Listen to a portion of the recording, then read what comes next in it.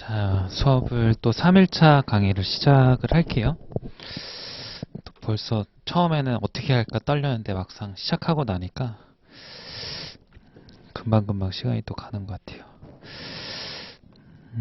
우리가 이제 어저께 확인형 문제를 통해서 자료들을 이제 봤죠? 그 자료들을 보는 이제 어떤 절차라든지 원리 같은 것들은 이제 앞으로 보게 될 다른 유형에서도 계속 지켜주셔야 돼요. 이해되죠? 직접적으로 하나를 꼽자면 어제 봤던 이제 복수 자료형 유형 같은 경우에서 자료가 이제 2개 이상 등장했을 때 자료 간의 관계를 항상 생각하면서 보는 것. 선지 보기 전에 항상 그런 거 생각들을 하고 내려갈 것. 그런 것들 얘기합니다. 오늘은 이제 본격적으로 이제 점수 차가 극명히 날리는 파트가 이제 도출형이에요. 확인형 같은 경우는 사실 시간의 정도의 차만 있지 대부분 수험생들이 실전 시험장에 가시면 거의 다 비슷하게 풀어요. 그러니까 물론 확인형이지만 어제 본 문제처럼 이해가 잘 안 되게끔 조금 그림형으로 막 준 문제들이 있었잖아요.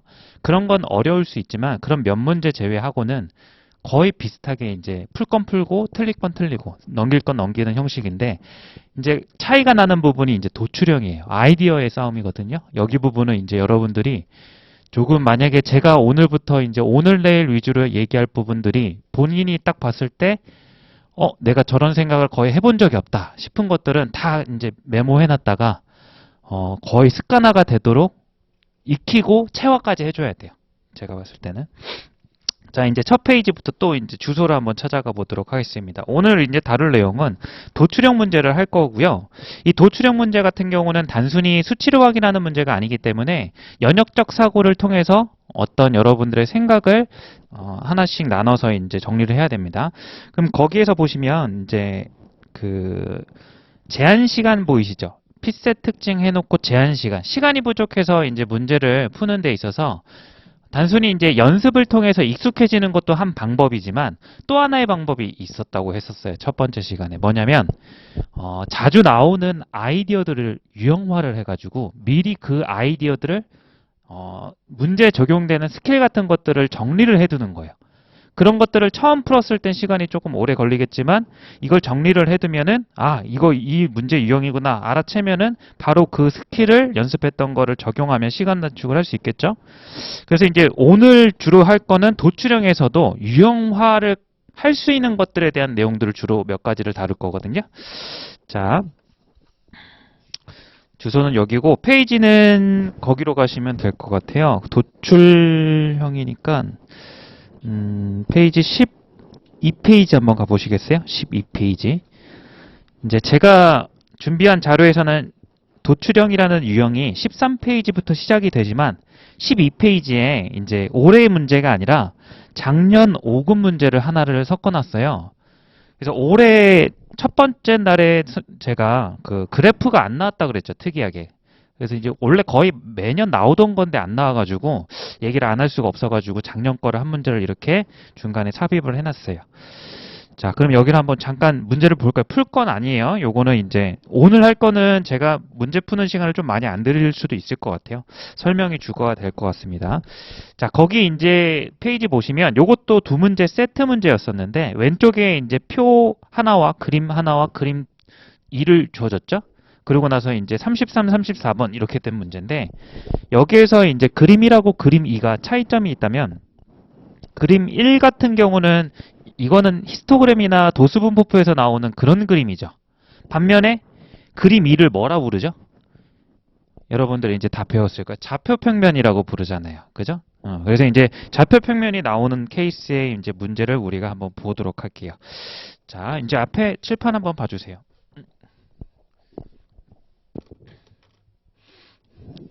여기에 이제 문제를 푸는 게 아니라 이 좌표평면을 여러분들이 접했을 때 주로 물어보는 형태가 몇 가지가 정형화돼 있어요. 좌표, 평면. 그래서 여기서 자주 물어볼 수 있는 케이스를 하나씩 소개해 드리겠습니다. 일단은 이제 이런 거죠. 좌표평면이라 함은 가로축이 있고 세로축이 이렇게 있어서 보통 가로축을 X좌표축 이렇게 했던 것 맞죠? 그죠? 이렇게 y좌표축 이렇게 나타내는데 여기 원점. 보통 이제 자료 해석에선 여기 미지수 x와 여기 세로축 미지수 y에 어떤 내용들을 제목들을 달아주겠죠. 그죠? 그러면 이제 한번 문제 한번 볼까요? 34번 한번 보세요. 34번의 발문을 읽어보면 표와 그림을 바탕으로 건설업의 재해 건당 재해 손실 일수 라고 이렇게 물어봤잖아요. 가장 큰 거, 작은 것. 보이시죠? 그럼 이걸 한번 써볼까요? 이게 이제 뭐냐면, 건당이니까, 건설업 재해, 건. 이게 이제 분모로 가는 거고, 분자가 이제 어떻게 돼요? 재해 손실 일수. 재해 손실 일수. 이 녀석이 가장 큰 것과 가장 작은 것을 찾으라는 문제거든요. 근데 이제 왼쪽 표에서 표 말고 그림 1 말고 그림 2를 보시면 이 분자 분모가 각각이 나와 있는 걸 보실 수 있을 거예요. 보이시죠? 그 좌표평면 그림 2에서 보시면은 밑에 각주를 한번 보세요. 자, 직접적으로는 그냥 이렇게 똑같이 주면 이게 너무 쉬워져 버리니까 여기에다 넣어놓은 거예요. 여기 분자에 있는 재손실 1이 어디 있죠? 여기 보시면 그 각주의 두 번째 분자의 재손실 일수 이렇게 이제 보이실 거예요. 이해되죠? 일단은 링크 따라가는 거예요. 묻는 게 어디 있는지. 그 다음에 또 분모에 해당하는 건수는 어디 있죠? 재해 건수 여기 분자에 이렇게 있다라는 거예요. 이해되죠? 그럼 여러분들 이거를 묻고 있는데 34번 문제가 요 분수식의 가장 크고 작음을 묻고 있는데 이 녀석을 저 각주에 나와 있는 식을 통해서 구할 수 있다라는 걸 눈치채셨죠. 그죠? 근데 이제 정말 이걸 따로따로 구하는 게 아니죠. 느낌이 오지 않아요? 우리가 이제 어제도 했지만 식병형을 항상 생각을 할 줄 아셔야 돼요. 여기서 보시면 재 건수를 만약에 하나만 구하라 그러면 충분히 구할 수 있을 거예요. 여기 자료를 통해서 총 근로시간을 구하고 환산도수율이 여기 주어져 있잖아요. 환산도수율 주어져 있고 환산감도율이 각각 주어져 있고 평면을 따라가면 이 수치 정도로 이렇게 갈 수 있단 말이에요. 그죠? 그럼 대입해서 구할 수도 있겠지만 그런 문제가 아닌 거 느껴지죠? 어떻게? 이걸 가지고 얘를 만들라는 소리예요. 이해돼요? 어떻게 하면 만들어져요? 눈에 보이죠? 이 정도는. 나눠주면 되는 거잖아요. 그죠? 왜? 두 식 다 분모가 총 근로자라는 동통 분모가 있으니까 나누면 그게 약분된단 말이에요. 이해돼요?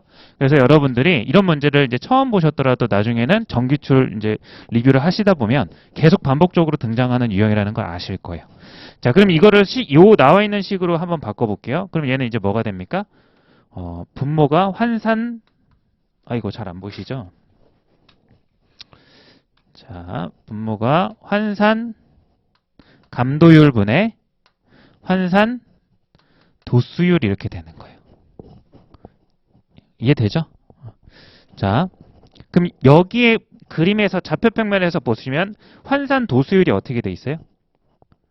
바꿨나요, 제가? 거꾸로 했나요? 거꾸로 했네요. 여기가 분모가 환산 도수율이 되는 거고, 그 다음에 여기는 환산 감도율이 되는 거죠. 이렇게. 자, 도수율과 감소율이 여기 그림에서 가로축과 이렇게 세로축이 나와 있다라는 거예요.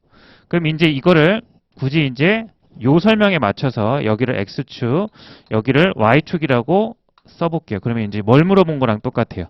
X분의 Y, 요거 물어본 거랑 똑같은 거예요. 자, 그럼 이제 문제를 푼다면 어떻게 푸셔야 되는 거예요? 요거 보면 이제 떠오르는 단어가 있어야 되는 거죠. 여러분들이 중학교 때 처음 배웠었던 기울기. 맞죠? 원점으로부터의 기울기잖아요. 그래서 이제 여기에다가 이렇게 하나 써두면 좋을 것 같아요. 이거는 이제 이 그림상에서 좌표평에서 뭘 의미하게 되는 겁니까? 원점과의 기울기. 이렇게 되는 거죠. 그럼 이제 문제를 먼저 풀어볼게요. 요 유형을 다 정리하기 전에. 그러면 어떻게 해줘야 되는 거예요? 원점을 찾아서 기울기를 해줘야 돼. 자, 단 아주 중요한 게 있어요.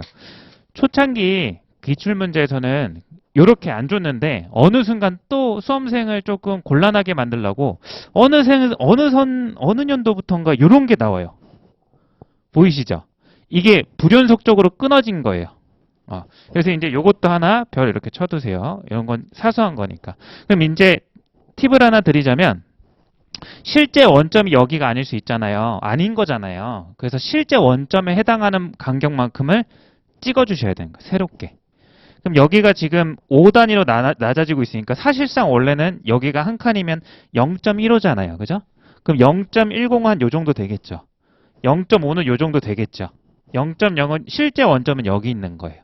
이해돼요? 이 문제는 사실 여기서 찍든 기울기가 순서가 안 바뀌는데 이게 처음 나왔을 때 그때는 원점을 여기로 보느냐에 따라서 답이 다르게 나오는 해였었거든요. 처음 등장했을 때는 그거 이제 주안점으로 생각을 해 두셔야 돼요.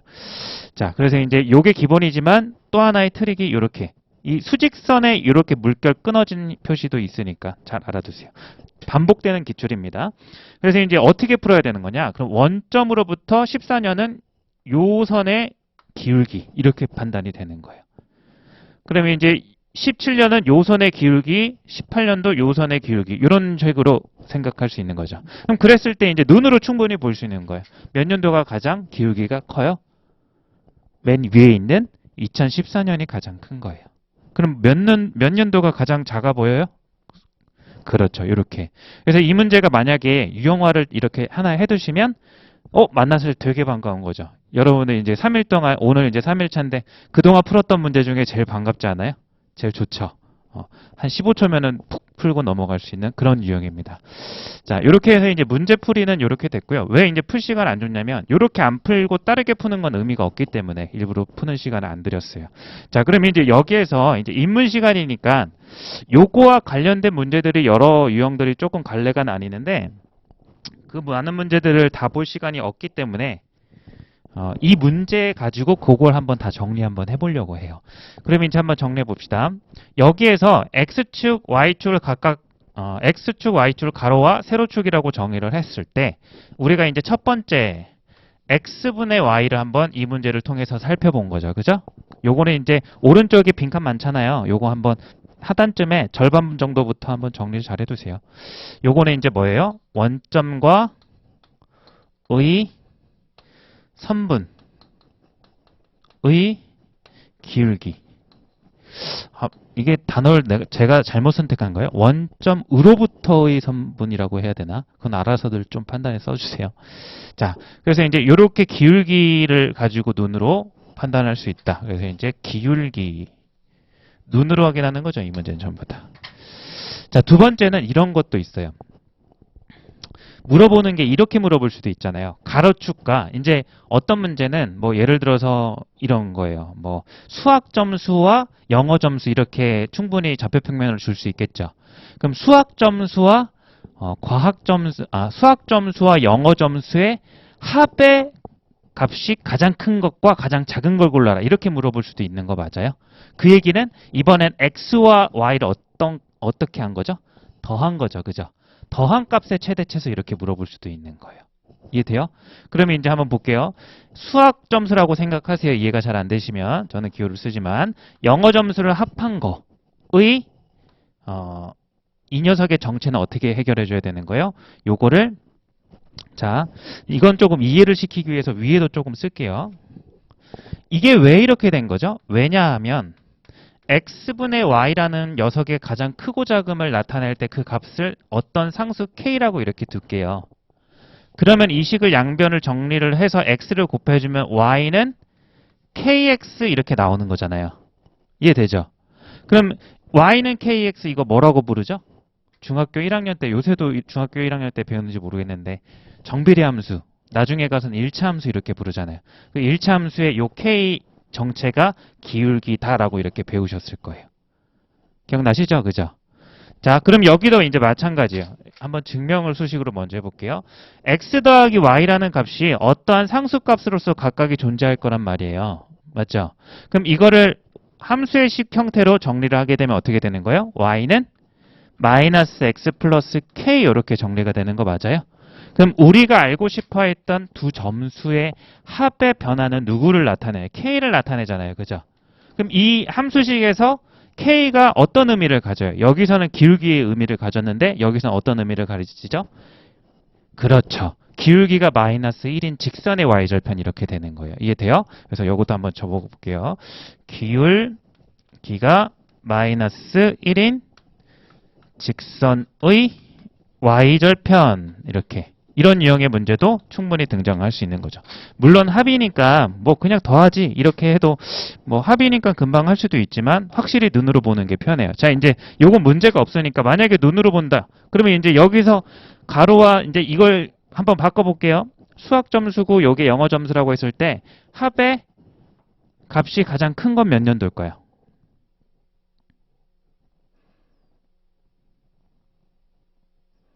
아이고, 이거 한 2초 만에 나와야 되는 건데, 최소. 1초 만에 나오는 게 정성이고. 여기죠? 이렇게 봐야 돼요. 왜 물어봤냐면, 혹시, 제가 이제 여러분들 잘 몰라요. 그리고 쉽다고 해도 저야 한평생을 해왔지만, 여러분들은 안 한 지 오래됐잖아요. 그래서 요거를 혹시 모르나 해서, 모르는 건 아닌데 안 봐서 그렇죠? 기울기가 마이너스 1인 직선 어떻게 그리죠? 이렇게 그리죠. 그죠? 그럼 어떻게 해주면 되냐면 요 연도에 점을 지나면서 기울기가 마이너스 1인 직선을 그려서 y절편을 보시면 되는 거예요.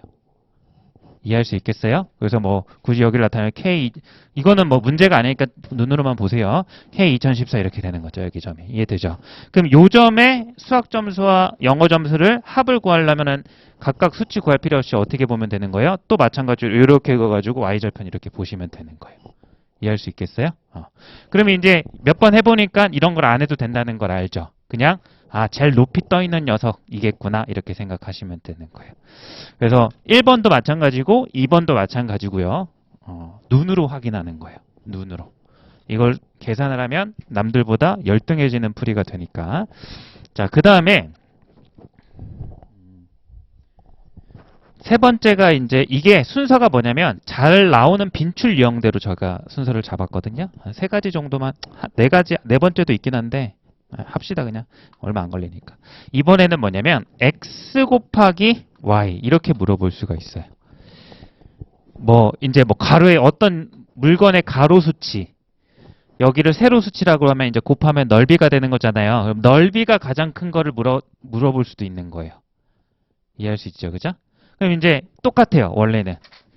자, x 곱하기 제가 y를 이제 뭐라고 설정할 것 같아요? k라고 또 설정하겠죠. 그래서 k가 뭔지 y에 대해서 정리를 해서 그래서 y는 x분의 k 이제 여러분들이 그 대부분 여기 이제 문과생분들이 많으실 거라고 아는데 수학 안 할 줄 알았는데 그죠? 수학하고 있어서 죄송합니다. 자, 그럼 여기에서 이제 어떤 녀석이 k라고 하는 건 이거 이제 무슨 함수라고 배웠죠? 처음에 이제 반비례 함수라고 배우고 이제 나중에 고등학교 가면 유리함수 기본형으로 아마 배우셨을 거예요. 그래서 이제 유리함수에서 요 k가 이제 모양을 굴곡 결정했는데 이제 뭐 됐습니다.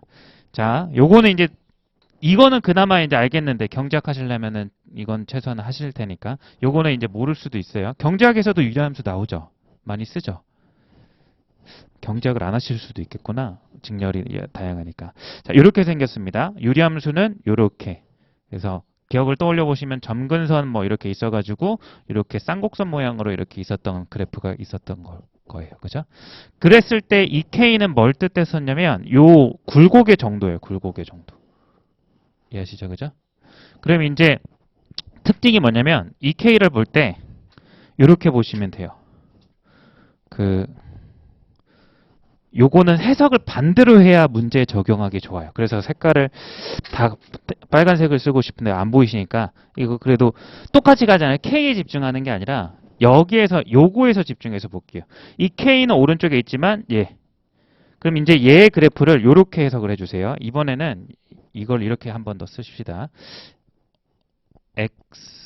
y는 x분의 k라는 이 그래프를 땡땡하고 뭐라고 쓰시냐면 곱이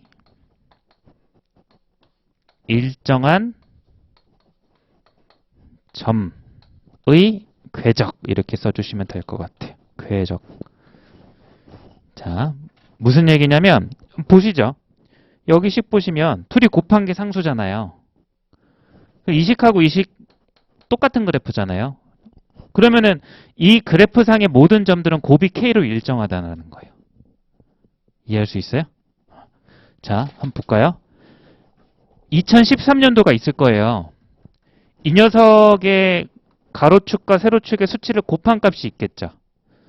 그 곱한 값이랑 같아지는 xy 궤적을 찾아보려면 이렇게 하시면 돼요. 이해돼요? 뭐 대강 해본 건데 요 그래프를 그렸을 때 여기 있는 모든 점들은 곱이 어떻다는 거예요. 똑같다라는 거죠. 이해돼요? 그러면 얘 2018년하고 비교 한번 해볼까요? 2018년하고 2013년 비교했을 때 어때요? 누가 곱이 더 클까요? 2018년이 큰 거예요. 바깥에 있으니까. 이해할 수 있겠죠, 그죠? 그럼 이거는 이제 문제 풀 때 좀 자세히 보면 되는데, 그럼 선생님 이런 질문이 보통 나오거든요. 이건 어떻게 그래요? 이렇게 될지 모르잖아요, 그죠? 그래서 이건 그 좌표평면 주어지면 대강 점을 찍어서 그으시면 돼요. 이렇게. 예를 들어서 여기가 2라고 봅시다. 2. 그럼 여기 이제 얼마죠?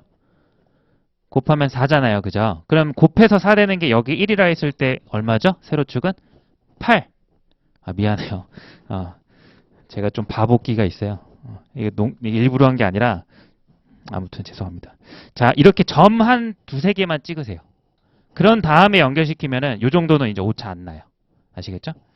그래서 이제 이렇게 해서 그럼 이제 또 눈으로 볼 수 있는 거예요. 곱이 제일 큰 녀석을 찾아라 그러면 여러분들은 이런 유리함수의 쌍곡선을 그어서 가장 멀리 떨어져 있는 녀석이 가장 곱이 클 거예요. 이해되죠? 원점으로부터 가까워져 있는 요 녀석이 가장 곱이 작을 거예요. 이렇게 눈으로 확인할 수 있다는 거예요. 이해할 수 있어요? 됐습니다. 자, 뭐 하나 더 있다고 했는데 기출에는 나왔던 적이 없어가지고 괜히 입문해서 하는 게 조금 안 어울릴 수 있으니까 문제가 이제 나중에 만들어질 기회가 있으면 그 정도로 하는 걸로 하고 요 세 가지만 잘 집중해서 잘 해놓으세요. 네 번째 뭐 하려고 했냐면 이거 하려고 했어요. 이거 x 빼기 y. 근데 굳이 설명해도 이거는 2번에 의해서 여러분들 추론 가능하잖아요. k라고 두면은 기울기가 1인 직선의 y절편. 그러니까 차의 최대 최소값 찾아라. 근데 이게 별로 쓸모가 없어요. 그럼 수식으로 봤을 때 기울기가 1인 직선의 y절편이니까 이렇게 그려서 y절편, 이렇게 y절편 해보면 너가 차가 더 크구나 얘보다 이렇게 알 수 있는데 차라고 하는 건 같음으로부터 기준으로 놓고 멀어지면 생기는 거잖아요. 오히려 이걸 사용하는 것보다 y는 x라는 선을 그어서 여기로부터 멀리 떨어진 점을 찾는 게 훨씬 낫죠. 그래서 얘기를 안 하는 것도 있어요. 중요치 않아서. 얘기를 하려다가 안 하고 넘어가면 또 궁금증 생길까봐. 그래서 이제 차라고 하는 건 여러분들이 y는 x로부터 멀리 떨어진 거 이렇게 찾아주시면 될 것 같고 그 정도는 또 눈대중으로 안 보일 때도 많기 때문에 그건 계산 들어가도 상관없어요. 기출 기준으로 보면. 자, 어찌됐든 중요한 건 요 세 가지입니다. 요 세 가지 정리를 잘 해주셔야 돼요. 그래서 올해도 이제 나올 줄 알았는데 올해가 안 나왔네요. 자주 나오는 유형이니까 이렇게 도출형 문제지만 여러분들이 그냥 생으로 밑바닥에 이제 멘팅에 헤딩하듯이 이렇게 접근하면은 전혀 이런 것들 사용 안 했을 때 엄청 뒤처지는 거죠. 그래서 이런 것들은 여러분들이 유형적인 문제로 인식을 하고 그걸 접근하는 전략을 형식화해 놔야 되는 거예요. 됐죠?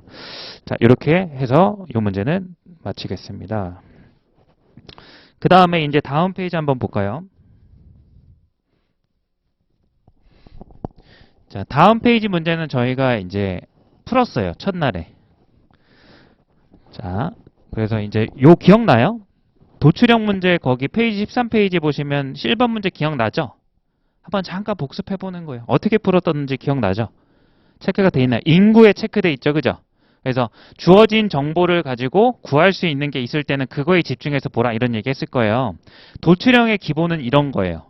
굳이 이런 것들은 제가 어떠한 설명을 추가적으로 안 해도 여러분들이 이제 확인하실 수 있는 거기 때문에 오늘 주로 할 거는 이런 것들이 아니라는 거예요. 그래서 보고 있는 거예요. 오늘 할 것들은 방금 전처럼 뭔가를 배우고 풀어야 돼요. 자, 그래서 이제 풀었던 1번 문제가 도출형의 가장 기본적인 형태고 그 다음으로 이제 봐야 될 문제로 넘어가 볼게요. 자, 그 다음 페이지에 보시면 문제 4번입니다. 자, 요거는 조금 풀었다 가볼게요. 시간 한번 드려보겠습니다. 풀어보세요.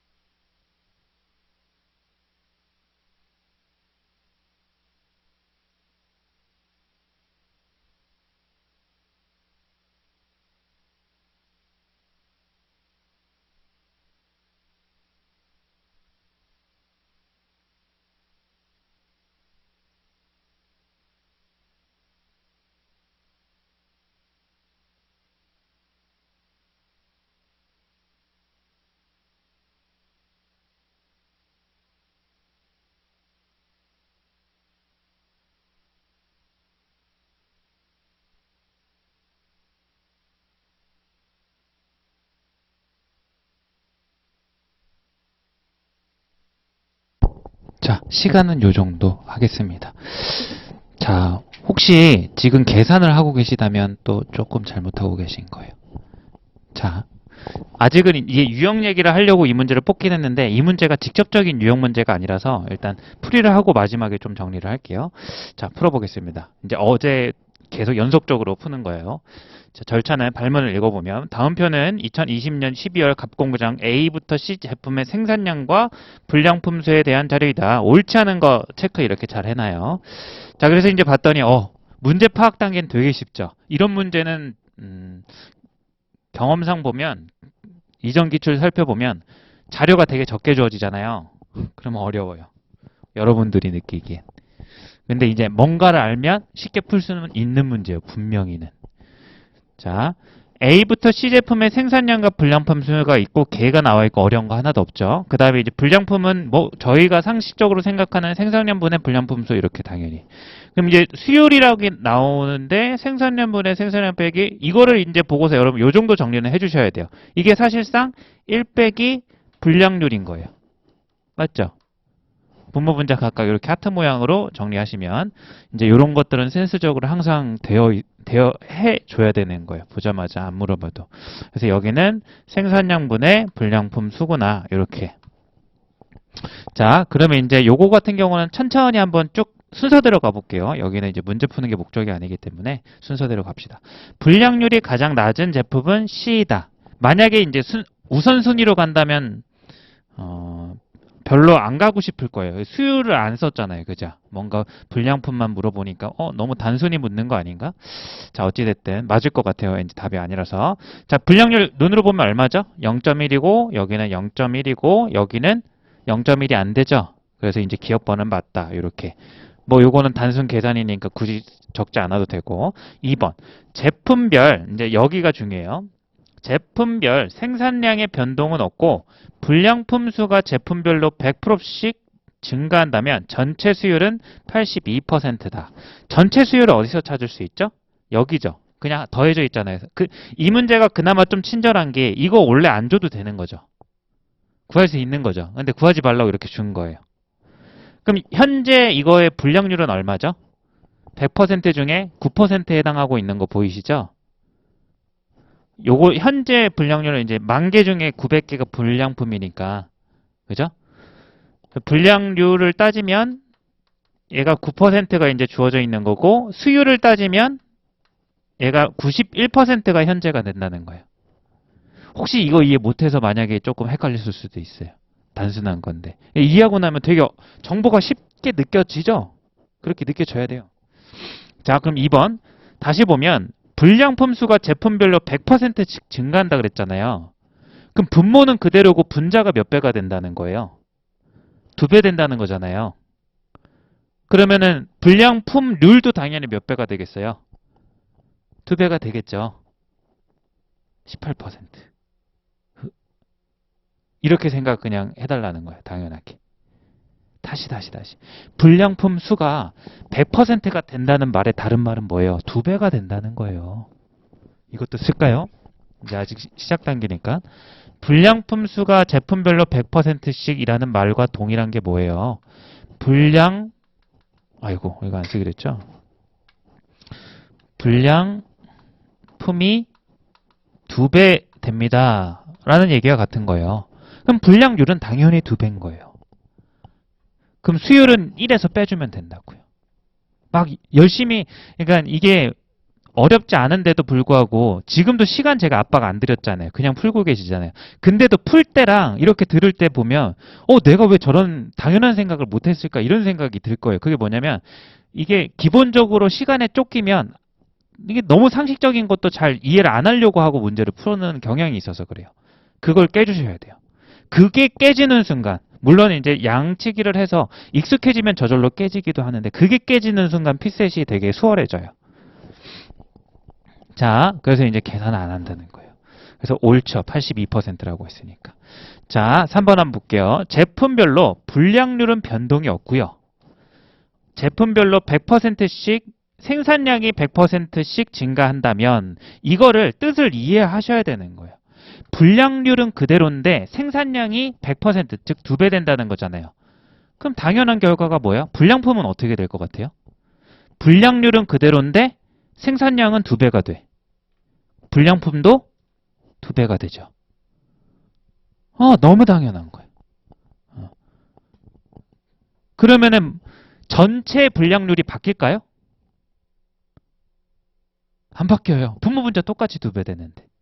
그죠? 수율이 바뀔까요? 안 바뀌죠. 그죠? 이렇게. 그래서 기존과 동일하다는 얘기가 당연히 이해가 되는 거예요. 따라오고 있죠? 4번. 제품별 생산량의 변동은 없고 불량품 수가 제품별로 100개씩. 이거는 어때요? 이거는 얘기를 해줘야 되는 거예요. 직접 계산이 들어가야 되는 거예요. 그죠? 그럼 여기서 한번 보세요. 어차피 지금 계속 수율하고 불량률 묻고 있으니까 여기서 변동시키면 되는 거잖아요. 몇 개씩 증가한다 그랬어요? 100개씩 100 추가되는 거잖아요. 그럼 전체는 몇 개가 추가돼요? 300개죠. 그럼 1200개 되죠. 12%죠. 88%네. 굳이 안 적어도 되는 거예요. 너무 빨랐어요? 다시. 100개가 늘어난 거예요?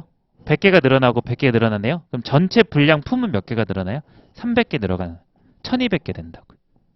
10,000개 중에 1200개는 12%예요. 수율은 88%다 이거예요. 이해돼요? 그래서 이제 요것도 옳다라는 거예요. 자, 요 정도만 적고요. 5번 때문에 이제 요거를 보려고 했던 건데, 자, 5번 한번 읽어볼까요? 제품별로 불량률에 이제 5번에 이제 별을 하나 이렇게 쳐주세요. 5번이 이제, 그럼 1번부터 4번 보니까 의외로 되게 쉽죠. 그죠? 근데 이제 5번은 이제 식을 써보면 얘는 좀 막 계산을 해야 될 것 같아요. 제품별 불량률은 변동이 없고 생산량이 제품별로 1000개씩 증가한다면 전체 수율은 기존과 동일하다. 이렇게 나와 있어요. 그럼 생산량이 제품별로 1000개씩 증가한다 했으니까 3000, 4000, 6000 이렇게 되는 거잖아요. 그럼 여기는 이제 뭐가 되는 거죠? 이제 분모가 만이 아니라 13000 이렇게 되는 거잖아요. 그죠? 그러면 기존과 동일할 수가 없는 거예요. 계산은 안 해도 률은 무조건 줄어들죠. 분모가 커졌으니까. 그럼 수율은 증가하겠죠. 기존과 동일하지는 않은 거예요. 그래서 이제 이게 틀렸다 이렇게 되는 거예요. 그래서 답은 이제 5번이 나오는데 지금 이제 이렇게만 푸셔도 어때요? 계산을 거의 안 하다시피 하는 거예요. 지금 3일차 들어왔는데 분수 판정 제외하고는 자료 해석 계산이 진짜 거의 없거든요. 그래서 이제 막 막무가내로 이렇게 계산하려고 하지 마시고 조금 생각을 조금 이해를 하면서 접근을 해주세요. 자, 이제 제가 여기서 하고 싶은 얘기는 뭐냐면 유형별 얘기로서 가중평균을 얘기하려고 해요. 가중평균. 요거를 조금 가중평균을 공부를 해뒀다면 직접적인 문제는 아니지만 조금 이해하는 데 훨씬 도움이 돼요. 가중평균 뭔지 혹시 아세요? 잘 모르시나요? 예를 하나 들어볼게요. 여러분들 다 이제 중학교나 고등학교 나오셨을 테니까 매 학기마다 이제 시험을 보셨겠죠. 그럼 반평균이라는 걸 이렇게 도출해내잖아요. 그죠? 그럼 제가 한번 예를 하나 들어볼게요. 1반의 학생이 이제 20명이 있는데 1반의 학생이 수학평균 점수가 90점이다라는 정보가 있어요. 그러면은 1반의 수학 점수 총평도 알 수 있나요? 총 점수도? 곱하면 되죠. 자, 그럼 이제 이렇게 하나 추가해 볼게요. 예를 한번 들어볼게요. 1반에 20명이 있다고 했어요. 수학의 평균 점수가 90점이에요. 2반이 있습니다. 여기도 마찬가지로 20명이에요. 그래서 여기 수학 평균 점수를 해봤더니 조금 낮아요. 80점이에요. 자, 그러면 교장 선생님 입장에서는 전체 평균이 당연히 궁금할 거 아니에요. 담임 선생님 말고. 그럼 교장 선생님은 또 조사할 필요가 있나요? 요것만 가지고 전체 평균 구할 수 있죠. 어떻게 구할 수 있죠? 70이에요? 아니죠? 85 맞아요? 어떻게 구하셨어요? 그쵸? 절반 했죠? 왜 했어요? 절반? 그쵸? 이런 거예요. 가중평균이라는 게. 그럼 여기 인원을 제가 바꾸면 어떻게 될 것 같아요? 여기가 60명으로 제가 바꿔볼게요. 어떻게 바뀔 것 같아요? 이거 혹시 계산 혹시 바로 돼요? 이걸 하려고 하는 거예요. 이해돼요? 마찬가지로 원리가 또 있겠죠. 저희가 이제 반반 똑같을 때는 1대1이니까 딱 가운데라는 건 익숙하니까 했는데 그 비율이 조금 조정되면 어떻게 될까? 이거를 계산을 빨리 하는 방법을 가중평균이라고 해요. 그래서 이게 정확하게 풀었으면 가중비를 이용한 평균을 계산하는 방법이다라고 생각해 주시면 돼요. 자, 원리대로 한번 들어가 보겠습니다. 만약에 이거에 평균 점수 수학 전체를 구하려면 여러분들은 이거 해 주셔야 돼요. 전체 평균 점수는 그냥 단순히 평균이라고 하는 게 전체 학생 수 분의 전체 총 점수잖아요. 그죠? 그 식을 한번 세워보려고 해요. 전체 몇 명이죠? 1반, 2반 합쳐서 80명에 해당할 거예요. 그죠? 그럼 1반의 수학 점수의 총 점수는 20명 곱하기 90점 해줄 거예요. 이렇게.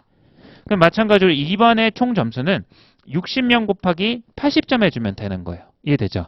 여기서 여러분들이 이거를 계산하는 게 중요한 게 아니라 어떤 모양을 뽑아서 이렇게 딱 인식하는 게 중요해요. 요렇게 한번 볼게요. 요렇게. 자, 이 식을 요렇게 한번 눈으로 봐서 요렇게 한번 고쳐봅시다. 80분의 20이라는 건요.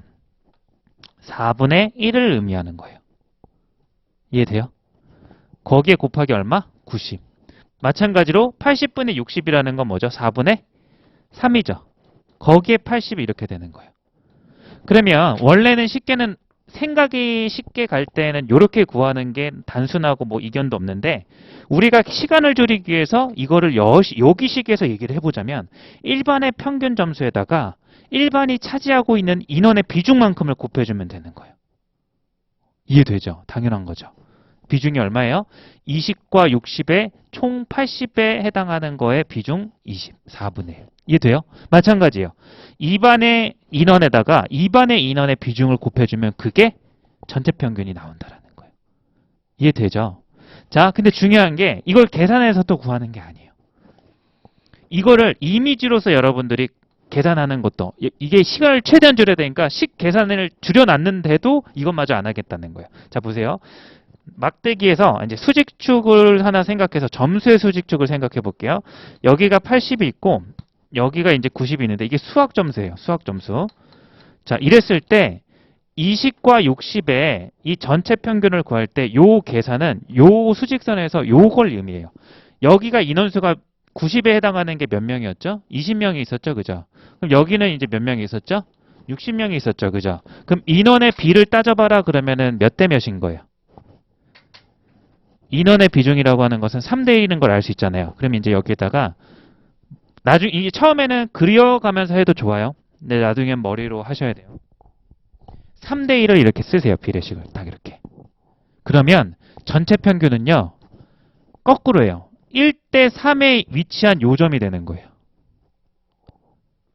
당연하죠. 그죠?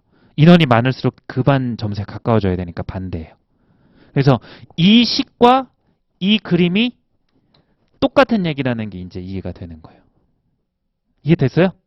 그래서 이제 일부러 제가 맞춰놨어요. 총 이제 1대 3이지만 전체 등분은 몇 조각 하는 거죠? 총 4조각 한 거잖아요. 4조각을 해서 한 조각을 내주고 3조각 내주면 되는 거예요.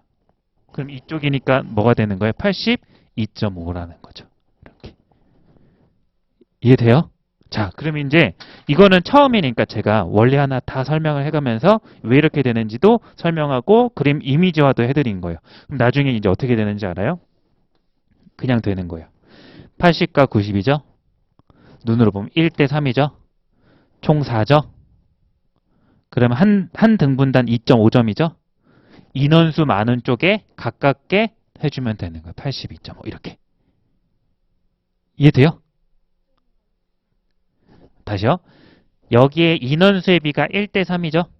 그럼 총 전체는 4인 거예요. 총 4등분을 나눴을 때 한 등분, 세 등분인 거예요. 그러면 90점과 80점의 차가 얼마죠? 10점을 4등분한 거예요. 그러면 한 등분의 길이가 2.5인 거죠. 그러면 1대 3이지만 이 비는 거꾸로 주라고 해요. 이 한 등분을 이렇게 줘야 된다고요. 이렇게. 이해되죠? 그래서 80에 2.5 한 등분을 올린 82.5 이렇게 되는 거예요. 되죠? 오케이. 이거 너무 중요한 거거든요.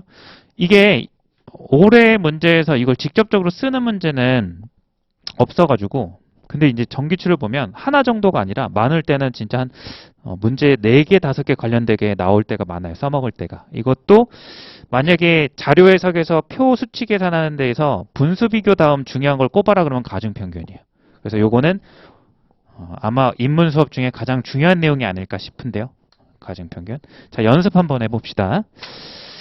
자, 또 이번에는 여러분들의 숙달을 위해서 연습을 한번 시켜볼고요. 1반이 30명이 있고요. 2반이요. 60명이 있어요. 수학 평균이요. 90점이고요. 2반의 수학 평균은 80점이에요. 전체 평균은 얼마일까요? 띡, 띡. 나왔어요? 다시 한번 연습해 볼까요? 저는 1초 만에 나왔어요. 자랑하는 게 아니라 그렇게 돼야 돼요. 1대 2죠? 전체 몇이죠? 이 차가 얼마죠? 그러면 한 조각이 몇 등분 되는 거죠? 3등분하면 3.33이 되는 거죠? 그러면은 이 두 가지 생각이에요. 거꾸로 준다. 뭐 기계적으로 하는 것보다 직관이 더 중요하니까 인원이 많은 쪽에 점수가 가까워야 돼요. 아시겠죠? 그럼 여기서 이걸 3.3을 빼든 여기서 3.3을 더하든 무조건 그 점수는 이거에 가까워야 돼요. 83.3. 이해되죠? 자, 한 번만 더 해볼게요.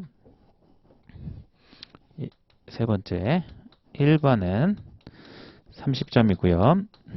2번은 60점이에요. 자, 그 다음에 여기는 이제 수학 평균이 90점이라고 하고요. 이번엔 여기만 봐도 70점. 전체 평균은 얼마일까요? 그렇죠. 금방 되죠. 76.6. 20을 3등분하면 6.6666 되잖아요. 그걸 더해주면 되는 거예요. 그러니까 여러분들이 이 과정을 이제 안 거쳐도 되는 거예요. 평균 구할 때. 자, 그리고 이제 가중평균에다가 이름을 하나 달아둡시다. 이 가중평균이란 건 또 이제 한자로 쓰니까 직접적으로 와닿지 않거든요. 언제 써야 되는지 이제 대한 플레임을 제가 지어볼게요. 어떤 표본의 비율 또는 평균을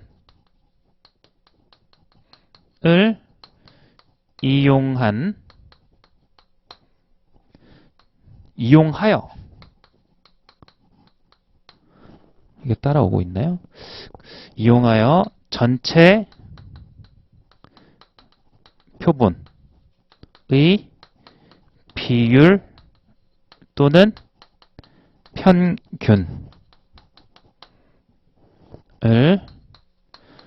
구할 때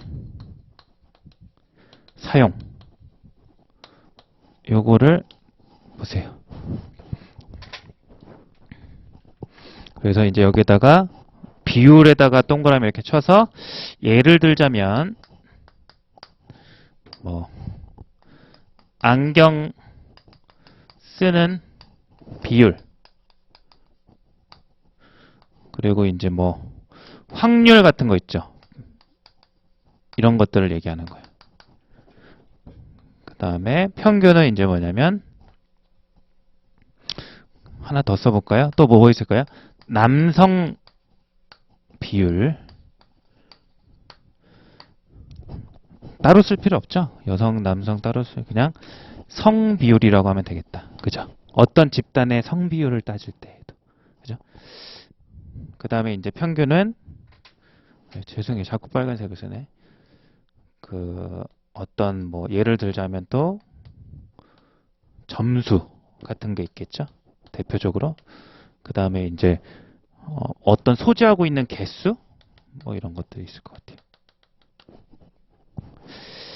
자, 이제 예제를 비율적으로 가볼게요. 자, 어떤 A라는 집단의 표본의 인원수는 총 10,000명이고요. 그 안에 여성의 비율이 40%예요. 정리됐어요? 어떤 B라는 집단의 전체 인원은 20,000명이고요. 여성의 비율은 50%예요. 전체 A와 B의 여성 비율은 얼마일까요? 기억이 안 나나요? 이게 적을까요? 이거 좀 연습하고 가야 돼요. 이게 단순히 계산하는 것만 중요한 게 아니라 언제 어디서 써먹는지 여러분들이 아직 접한 바가 없어서 제가 이제 그 예제를 이제 들어드리나. 이제 요 정도 연습했으면 메커니즘은 이해했잖아요. 그죠? 요거 다 지울게요. 지우고 또 예제를 계속 좀 가봅시다. 자, 방금 뭐라 했냐면 A라는 집단에 인원수는 총 10,000명이 있어요. 이번엔 점수가 아니라 비율로 한번 가보는 거예요. 여성 비율이 있거든요. 그 여성 비율이 몇 퍼센트냐면 40%가 있어요. 이렇게. 그 다음에 B라는 집단에 인원수는요 20,000명이 있어요. 이번 예제 4. 자, 거기에 여성의 비율은 50%가 있거든요. 그럼 전체 여성 비율은 어떻게 될까요? 이렇게 물어봤어요. 어떻게 되는 거예요?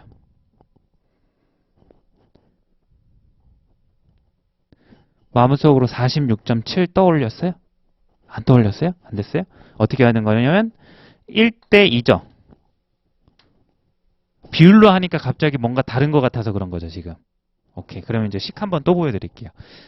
전체 비율 구하려면 어떻게 구해야 되는 거죠? 분모 3만 이렇게 해야 되는 거죠. 그럼 여기는 뭐가 들어가죠? 만 곱하기 0.4 해야 되는 거죠. 거기에 플러스 2만 곱하기 0.5 해야 되는 거죠. 그죠? 그러면 사실상 이걸 이렇게 계산 안 하고 어떻게 할 수 있다? 이렇게 하트 모양으로 보면 3분의 1 곱하기 0.4 플러스 3분의 2 곱하기 0.5다 이렇게 되는 거예요. 그럼 이거는 그림으로 가져가면은 어떤 그림으로도 이렇게 된다고요? 수직선에서 이번엔 여성 비율이 수직선 축이 되는 거예요. 그죠? 약간 점수였는데 그죠? 0.4라는 요 포인트와 0.5라는 요 포인트에서 여기에 B가 지금 1일 때 여기에 B가 2거든요. 그러면 여기에 B가 2가 되고 여기에 B가 1이 되는 요 지점이 전체 평균이다라는 얘기를 한 거예요. 복습 한번 해봤죠. 됐어요? 그러면 여기와 여기 사이가 얼마죠? 0.1이죠. 그러면 총 3등분을 해야 되니까 한 등분의 길이는 얼마가 되는 거예요? 3.3이 되는 거예요. 그래서 뭐 0.5에서 3.3을 빼시든 0.4에서 0.66을 더하시든 됐어요? 오케이. 자, 그러면 이제 조금 더 연습 한번 가볼게요. 여러분들이 모든 어떤 수학적 개념을 배우고 나면, 수식을 배우고 나면 1 더하기 2를 배우면은 뭘 배우죠? 1대 뭐 더해야 3 배울까, 3 될까 이런 얘기하죠. 거꾸로 해봐야 돼요. 자, 이건 되게 중요한 거예요. 그리고 혹시라도 어차피 오늘 인원 없잖아요. 여러분들은 되게 어떻게 보면 제가 생각했을 때 큰 좀 운이 있었던 거예요. 이렇게 3명밖에 없으니까 제가 눈으로 확인을 할게요. 확실히 이해하고 가세요. 오늘 삼아서. 가중평균이 제일 중요해요. 자료 해석에서. 컨텐츠적으로만 보면. 자, 거꾸로 한번 가볼게요. 어떤 A라는 집단이 있거든요. 근데 여기에 인원수를 몰라요. B라는 집단이 있어요. 여기에 인원수는 자, 한 200명쯤으로 한번 잡아볼게요. 이랬을 때 여기에 수학 점수가 90점이고요. 그 다음에 여기에 수학 점수가 80점이에요. 근데 전체 수학 점수 있죠? 이 녀석이 구해보니까 82점이었던 거예요. 첫 번째 질문 나갑니다. A와 B의 인구 그 인원수는 누가 더 클까요? 그렇죠. 이렇게 물어볼 때도 많아요. 그래서 이렇게 주고서 선제 하나가 이런 거야. A반은요, B반보다 인원이 많습니다. 혹은 적습니다. 옳고 그른 거 이렇게 찾는 거예요. 이게 가장 깔끔하게 묻는 거죠. 계산 안 해도 되니까, 그죠? 자, 그래서 이제 이거를 보면은, B가 크다. 딱 봐도 이제 가까우면 큰 거예요. 걔가 이렇게 생각해도 좋아요. 전체 평균이 그 반 평균 근처에 있다는 것은 걔가 영향력을 되게 많이 행사한 거예요. 2개만 있었다고 가정했을 때. 되죠? 자, 두 번째는 더 구체적으로 가면 가로를 쳐놓고 여기에 x 이렇게 넣고 x 값을 구해야 되는 문제도 가끔 있어요. 구할 수 있어요. 거꾸로 하면 되는 거잖아요. 어떻게 해주면 되는 거예요? 제가 여기 부분을 x라고 뒀을 때 이런 식이 나오는 거죠. x에다가 곱하기 어떻게 되는 거예요? x 플러스 200분의 이거의 x 플러스 이런 식으로 가면 되는 거잖아요. 그죠? 근데 이제 식을 써보면 알겠지만 어때요? 식이? 정상적인 식이 아니죠. 그죠? 절대 이렇게 구하면 안 된다는 거예요. 식으로 써서는. 가중평균을 이용해야 되는 거죠. 자, 어떻게 이용해야 돼? 아까 그려줬던 수직선을 머릿속에 떠올리든 그림을 그리든 하셔야 돼요. 이렇게 그려서 여기가 이제 80점이었고 여기가 뭐였죠? 90이었죠. 그럼 여기가 82라는 것은 여기가 2와 8이니까 몇 대 몇이라는 거예요. 길이가. 그렇죠. 1대 4라는 걸 추론할 수가 있는 거예요. 그럼 아까 기억하라 그랬죠. 그러니까 아까 설명한 거 정말로 제가 고안해서 하나 불필요한 거 없이 설명을 드린 거예요. 거꾸로 가서 B를 이렇게 추론할 수가 있는 거예요. 그럼 여기가 몇 대 몇이라는 거예요, 인원이. 4대 1이라는 걸 이렇게 알 수 있는 거예요. 됐죠? 그러면 이제 여기 부분에서 4대 1은 비례식이 나오죠. 80점의 인원은 200명이고 내가 알고 싶은 인원이 X다. 이 식을 가지고 푸는 거죠. 이해돼요? 그래서 이제 풀어보시니까 여기는 4 나누시면 X는 50명이었다. 이렇게 해서 정확하게 구할 수 있어요. 그래서 이런 문제를 거꾸로 줬을 때 이렇게 가중평균을 이용해서 구하는 것. 됐죠? 시간상 뭐 연습을 더 해보면 좋아요. 근데 여러분들이 이런 문제가 등장할 때마다 이제 해보시면 될 것 같고 인문 강의니까 요 정도만 하는 걸로 할게요. 가중평균은. 자, 오늘 어떻게 보면 하루 동안 막 이걸 제대로 연습하려면 이거 설명하고 문제 되게 많이 풀어봐야 될 거 아니에요.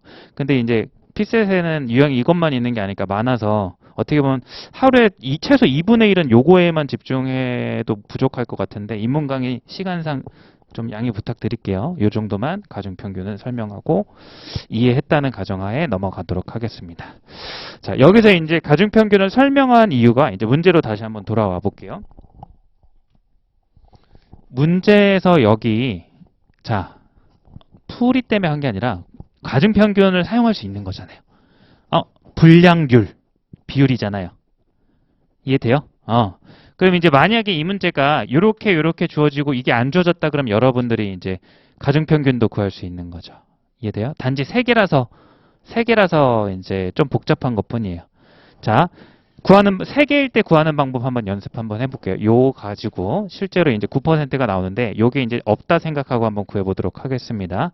그럼 이제 첫 번째 수식으로 구하는 방법. 두 개일 때 무조건 수직으로 하는 게 빠르고요. 3개 이상일 땐 수식으로 하시는 거랑 이거는 둘 다 한번 해보시는 게 좋을 것 같아요. 여기는 이제 어떻게 해주는 거예요? 분량률 얼마죠? A의 분량률 얼마죠? 그쵸. 0.1, 10%죠. 그죠? 0.1이라고 적어도 좋고 10%라고 그냥 적어도 상관없어요. 저는 그냥 0. 소수점을 적을게요. 거기다가 뭘 곱해주는 거예요? 아까씩 떠올려 보세요. 2000이 해당하는 비중만큼을 곱해주는 거예요. 전체에서. 그죠? 죄송해요. 이거 10으로 쓸게요. 소수점 나와서. 2000이 만 개에서 얼마의 비중을 가지죠? 0.2. 요거 제가 식 하나 건너뛰었는데 요거 이해 혹시 안 되세요? 돼요? 안 된다고요? 요거. 뭘 건너뛰었냐면 원래 전체 평균 구하려면 요거 다 이제 전체 분량률 구하려면 다 더한 만 이렇게 나오잖아요. 분의 여기에 분량 품수를 이렇게 다 곱해줘야 되는데 그거를 이제 분량 품수로 이렇게 넣지 않고 여기에 A 집단이 2000개 중에 얘 분량률이 0.1이었잖아요. 이렇게. 이해되죠? 잠깐만요. 거꾸로 쓸게요. 2000개 중에 분량률이 0.1이었고 플러스 얘 3000, 그 다음 건 3000개 중에 분량률이 또 0.1이었고 그죠? 그 다음에 플러스 여기도 5000개 중에 분량률이 0.08이죠. 5000개 중에 400개니까. 따라왔죠? 그러면 요 식이 요 부분 있죠. 만분의 200이 0.2를 의미하는 거예요. 만분의 200. 이렇게 하트 모양으로 이제 써보면 이렇게 한 게 0.2. 그리고 0.1이 10%니까 10 이렇게 쓴 거예요. 0.1이라 써도 아까 상관없다고 그랬어요. 이제 퍼센테이지. 그 다음에 플러스 얼마가 되는 거예요? 0.3 곱하기 10% 이렇게. 따라오고 있죠. 플러스 여기는 0.5 곱하기 0.08 이렇게.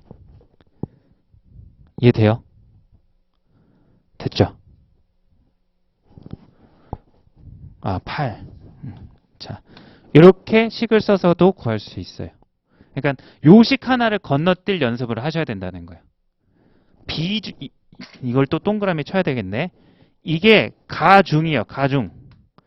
가중치인 거야. 가중치. 요게 가중치. 이렇게 동그라미 이렇게 쳐두세요.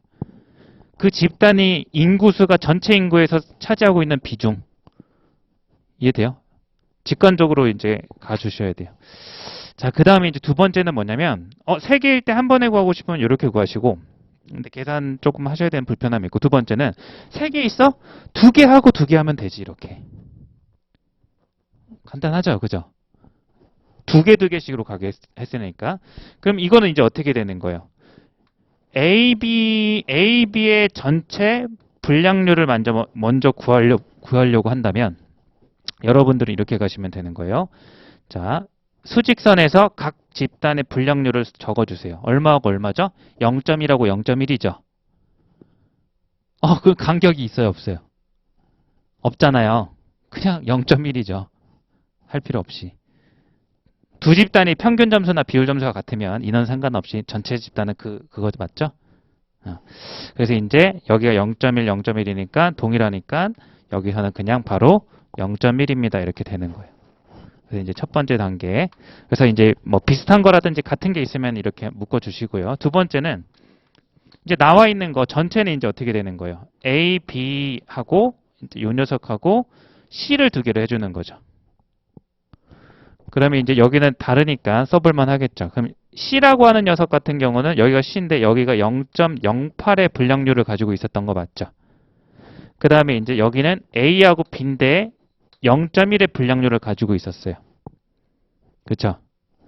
그럼 인원수의 B가 어떻게 돼요? C는 5,000개였단 말이죠. 그죠? 여기는 5,000개. 그럼 A, B 합치면 몇 개죠?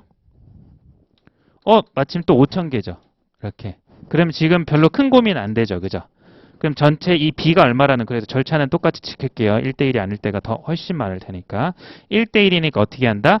거꾸로 가서 여기가 1, 여기가 1이 되도록 이 등분을 해주고 그 가운데가 전체 분량률이 나온다라는 거예요. 이거 연습해 주셔야 돼요. 이거는 여러분들이 수치만 조금씩 바꿔가면서 충분히 문제 만들 수 있잖아요. 그래서 오늘 거 이제 예제 한 6개 정도 제가 한 것 같은데 그거 한번 쭉 다시 처음부터 다시 풀어보셔야 될 것 같아요.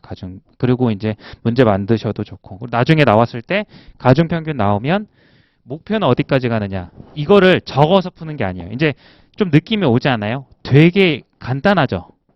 이거 습관 하나 들이세요. 가중평균 구할 때. 머리로 그리는 생각해요. 나중에는 이 그림이 머리가 떠올라.